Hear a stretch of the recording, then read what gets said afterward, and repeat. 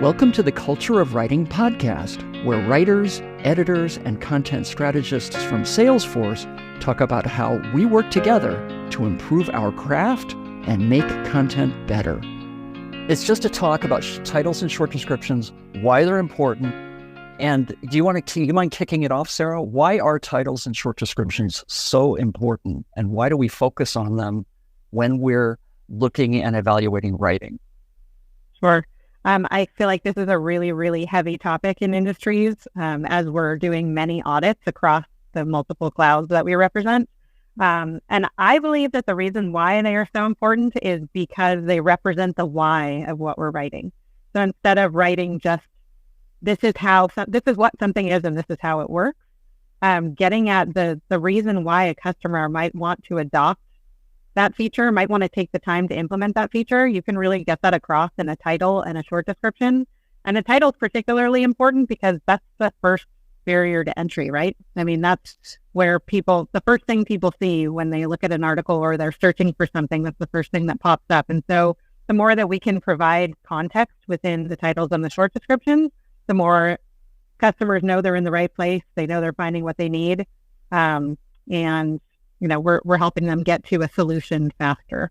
That's awesome. I remind myself when I'm doing it that I look at a model of when I'm using technical documentation for other companies, from other people like Camtasia, and I get so frustrated because you don't search for feature names or jargon. You search for the ability to either solve a problem or figure out how to do something, and you use your own words. And so when I search and go through and finally find something because I didn't know that they happened to use this particular piece of jargon and called it something really weird, and they weren't doing what you just said, it drives me crazy. So just the principle that nobody is searching for a feature, nobody's searching for jargon, nobody's searching for capabilities. They're searching to get something done or solve a problem. And sometimes I think we go too far the other direction where we try to be clever, and I think we have to be careful about that too. We try to come up with the clever, fun titles that maybe miss the mark. So I think we have to be careful to not go too far the other direction too. On the one hand, you've got to make them pretty darn clear and straightforward because that is what that's the first bit that they see in the Google search results. You need to know what you're getting into. But on the other hand, we also want to make them at least somewhat of an interesting read because it is a 400 to 500 page tome every 4 months. And many, many admins, believe it or not, read it cover to cover. They download that darn PDF. And, we do want to give them a little bit of reason to live and keep reading. So, yeah, there's a nice balance that you've got to strike there. And I want to second everything everyone has said about, plain language and thinking about what the reader or potential reader, right, is trying to accomplish, right? Find information, solve a problem, save some of their own time. Nobody is coming to any of our content for entertainment. I think one of the key principles behind titles in particular is pattern recognition. So our readers won't necessarily think, this title is structured in a particular way and it's different from that title. But subconsciously, they'll start to read our titles and see that our task topics are titled with active verbs by and large. And our concept topics are noun phrases. And a lot of our reference topics are as well. And so even if they're not consciously looking at the syntax or the grammar of that, it's going to get in there subconsciously, and it's going to reduce their cognitive load and help them to sort of start to understand how we as an organization organize our content for them. And we as writers need to do that work to create that mental model and that organization for our readers so that finding our content and understanding it and understanding whether it's what they need or not very quickly is easier for them to do. Walt Disney always said that stylistic consistency isn't something that people think about. but it gives you kind of a mental restfulness. And that what you're talking about is exactly that. So when somebody says, why do you start a task topic with an imperative verb and a concept topic with a noun phrase, as you say, it gives that mental consistency. Titles and descriptions as part of overall discovery. And just to take a step back, I think as writers, we may be tempted to think the customer journey is starting on the homepage or the landing page and reading through, when actually that's rarely the case. 71% of our customers coming to help arrive through organic search, aka Google, and they land on a single content page. And close to half of those customers are new to help. So really, each page is page one, and maybe even the first time that they've ever encountered Salesforce help. So it's really important to understand how that the title and description, as we've been saying, provides a lot of context and is super important. To go into a little bit more detail about document titles, really the page provides, it provides both the information for search results, but also context. So if we think of the title of the document, that's obviously, as we said, the first thing customers see, and it's really important to search engines. That's often what they put the most value behind. So that's what they utilize for ranking. We really want any important keywords and information in that title. There's, some question, and I don't know the exact number, are in our character length for titles. I'm not, we have some guidelines and numbers on that, but I would really think about just front loading any title with the most, unique, relevant information. And then you could put information at the end of the title. And I'll go into later why duplicate or the same title on multiple topics is a no-no. Yeah. One of the things that we did when I was a Service Cloud writer was we would collectively put all of our titles and short desks in a document, and we would not only peer edit with just one other person, but as a group, we would go through them all and read them kind of like a story and go in and wordsmith that and so forth, which is something that we may talk about in the later sounds like session a podcast. You've heard that is an amazing idea, and I'm going to steal it. I wanted to know, Leah, if we have guidelines or if we should provide guidelines around when to sacrifice character limits for titles and short descriptions with including more information, because I often struggle with, I'm part of our adjunct editorial team over on the Industries Cloud too. I struggle with taking out really important information from the short desk to try and adhere to our guidelines. And, we have some editors that are very strict and stick to those character limits. And I am one that is more like, I think this information is really important and I want to see it up at the top, and I would want to read this as part of a short description. So I don't know, just wanted to throw that out there and see if you have ideas or guidelines. So to talk about the short description, as you said, it's really our, introduction to the content. It's also used as the meta description for search. Know that the meta description on search is also capped at, close, a little over 100 characters. So even if there is some amazing, valuable information, it may literally not make it into search results, which is why our friends in editorial maybe are firmer with that guideline, because they know that only people either looking at search results or looking on the page only will read so much along.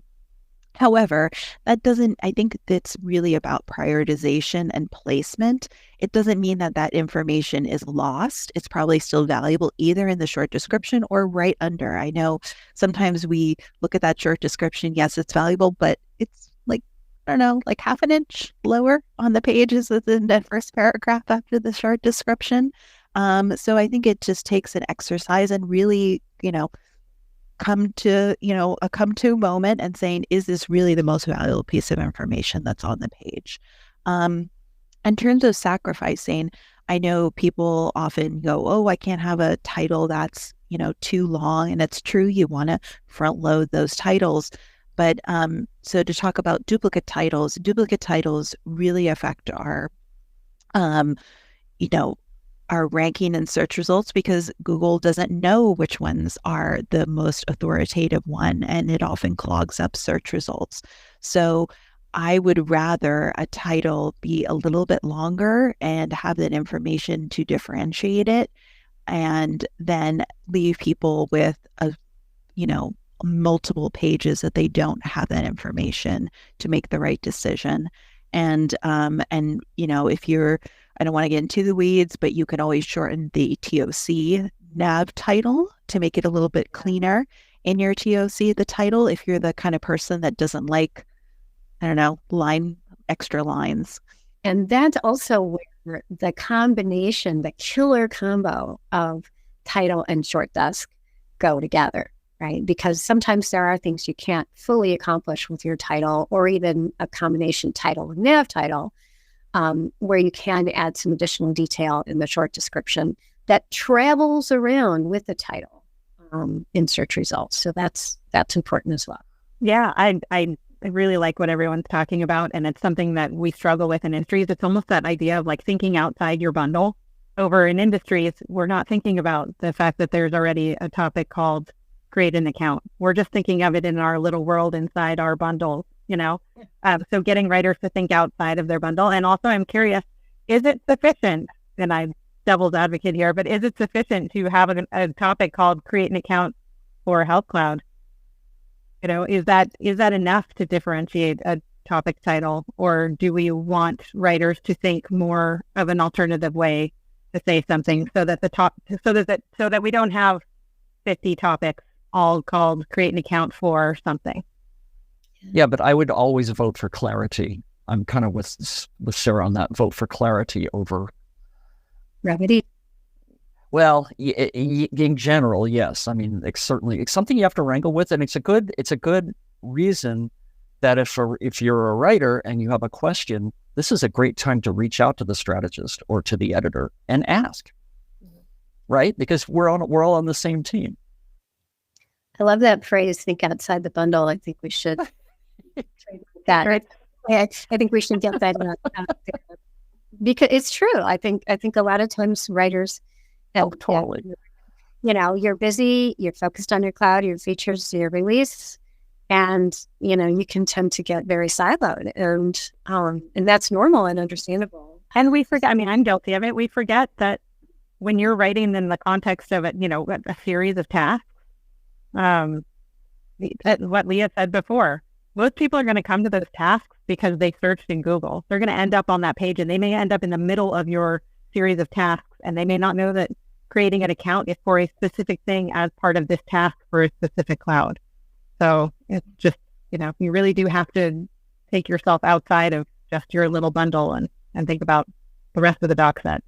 Yeah, thinking outside your bundle, the collaborative editing that I was talking about earlier, it would be really interesting if time allowed, which I doubt that it often does in the course of a release cycle, for teams to pass them between each other.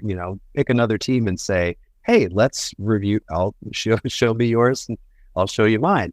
And, that gives you a completely fresh audience who isn't steeped in your content, who doesn't have any assumptions about it, probably, to give it a second look before it goes to the editors, who have the gargantuan task of reviewing the whole 100 or 400 some pages of it, at least to get your titles and short desks sort of streamlined, reviewed by some other team.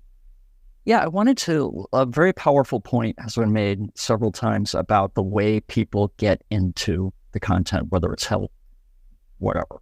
They're coming in, Leah said, almost 3/4 of the time through search. That's a really powerful point on why we have some of these guidelines and why we're talking about it today. And I was wondering, Leah, if you had anything else you wanted to say about that. I would say, I think that's important for writers to understand when it comes to titles, because you really, along with the description, have to give a full view, not only of what the value of this content is. what is it accomplishing, what you're going to find in it, because that will help people make a very quick decision if this is the content that is going to solve their issue or help them accomplish their job.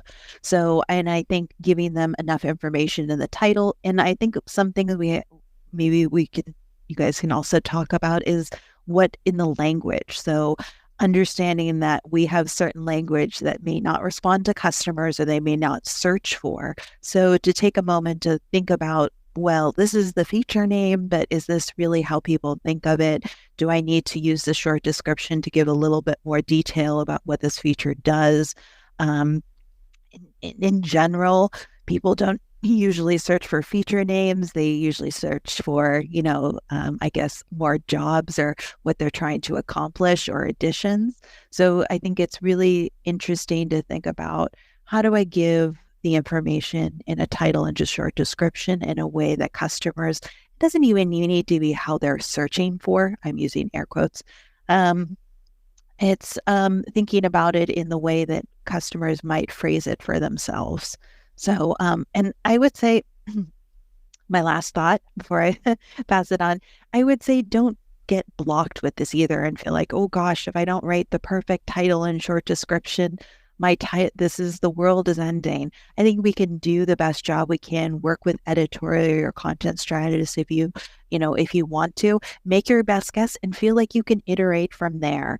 I think that we're always learning more and taking a second look at things. I know after release, I go, ooh, I could have written that different. So I think it's a good opportunity to go back and refine as needed and feel like, just because it's important, it doesn't need to take over your life or stop you from, focusing on the content in the body as well. I have a quick question. I know Jerry has her hand up. Is it okay to ask, right? Thank you, Sarah. Is it okay? This is sort of a rhetorical question, but is it okay to ask if you've got the feature and you've got this, but you're not quite sure what this is doing, what job this is doing or what this is achieving? Yeah, I would say working writers who may be wondering, hey, how would a customer phrase this, should really reach out to their product manager, researcher, or user UX representative and talk to them. I think UX researchers and product managers often are in contact with customers, maybe even more than technical writers at some point, and they probably have a better pulse on what terminology, what jobs, a little bit more about the customer themselves, and I think are amazing resources to kind of fine tune how we talk about it with customers. My best advice to writers is to, on first draft, and I emphasize first draft because it needs to be a drafting process, is to completely ignore all of those limits at the get-go and let the information flow. Do some free writing. Write a paragraph about the feature and use the language that you're used to using, perhaps in talking to your product manager or your product marketing manager, right? Or engineers or your colleagues or your content strategists. Use that language and then take another pass and think about, what language is my customer most likely to use? What problem are they trying to solve? What is their job to be done? And write yourself an entire paragraph and allow yourself that space, that breathing room, that time to let your mind go to work and discover what is the best way to say what you need to say. So, if you want to come up with a 5-word title, maybe you start with 50 words.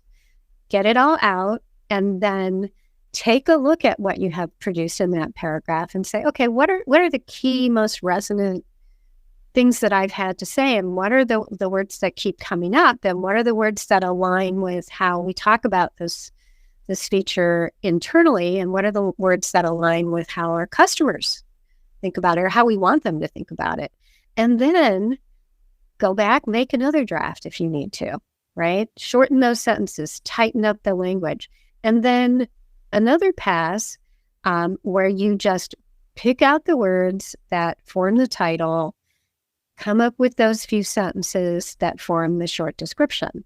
I think a lot of times one thing that makes writing short bits of content difficult for people is that people tend to assume that they need to spit it out at first draft in a perfect, minimal format that has a certain number of words and characters. And, so give yourself the opportunity to let the information out, to do a draft, to think aloud, to think through your writing, and then shorten it and refine it. That is a great point. When I would edit overly abstract or feature-laden topics, I would say start by sitting down at Starbucks in your mind and explaining it to a friend over a cup of coffee. Start, and what you're saying is that your point about nothing is perfect at the beginning, and you and Leah and Sarah all made this point, right? Don't think it has to be a cut jewel at the beginning. That's absolutely right. It can be a little rough. You're not going to be judged on that. It's also a time when you can go to a Jerry, a CFR, an editor, a product manager, and ask, right, while you are refining it. So that's a really, really good point. I think a lot of people get hung up on the fact that they think, I can't show this until it's right, until it's ready to go. Yeah, it's a great point. Give yourself the space and the breathing room to get it out there. And I think it's time, you've talked about a training, it's time to do a little commercial, because there's going to be an upcoming training on titles and short descriptions. Keep an eye out for that, because that will be coming. And that's something that we'd want everyone to attend, because it's going to be very valuable.